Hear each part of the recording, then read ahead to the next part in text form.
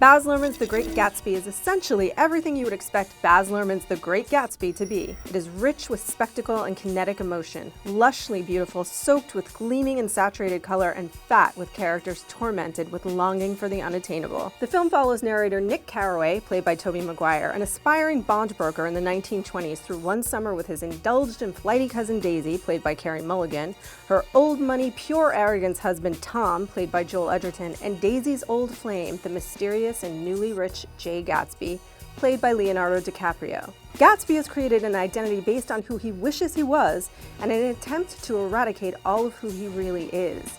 More than that, he has projected all of his life's dreams and goals onto his lost love, Daisy. He builds an empire of excess in her honor, a mansion that boasts legendary parties as steeped in alcohol as they are in affectation in the hopes of luring her into his web. It is in the attainment of her that he believes he can find peace, but there is no peace to be had because Daisy, like the false version of himself that he presents to the world, is nothing more than a self-created illusion. The film is gorgeous. In moments, it's as if it's a painting come to life, a portrait of an impossible moment in time. Computer-generated camera moves and frenetic editing give one the sense of the roar of the 20s. The 3D is occasionally clunky, but doesn't overly detract from the film, and in moments, it not only supports the aesthetic, but solves the issue of creating both a sense of movement and immersion. The performances in this film are stronger than any of Luhrmann's previous efforts. DiCaprio reteams with the man who put him on the map with 1996's Romeo and Juliet, and he is, as always, running on all cylinders.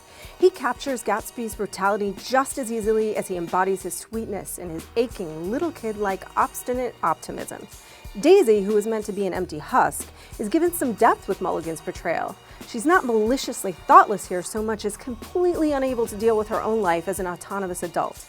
Edgerton is impeccable as the spoiled yet brute-like Tom Buchanan. Maguire works as the witness who is entirely unable to process the nuance of the world he finds himself in.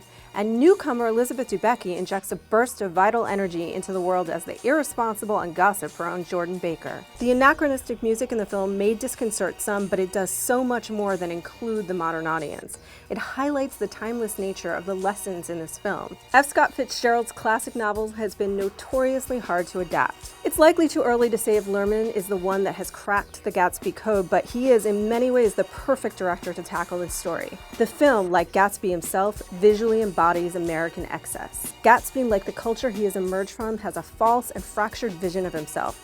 Caught in a grasping adolescent understanding of love and life, he is desperate to capture an elusive and ultimately false end. And yet Gatsby is stunning, and the film is a seductive thing of beauty. Like the mythic American dream, it offers an irresistible lure, begging us to return to it again, refusing to release us from the spell of its illusion no matter how flawed. Perhaps Luhrmann's effort again, like Gatsby himself, simply wants too much, and perhaps history will judge that to be the film's brilliance. IGN is giving Baz Luhrmann's The Great Gatsby a 7.8.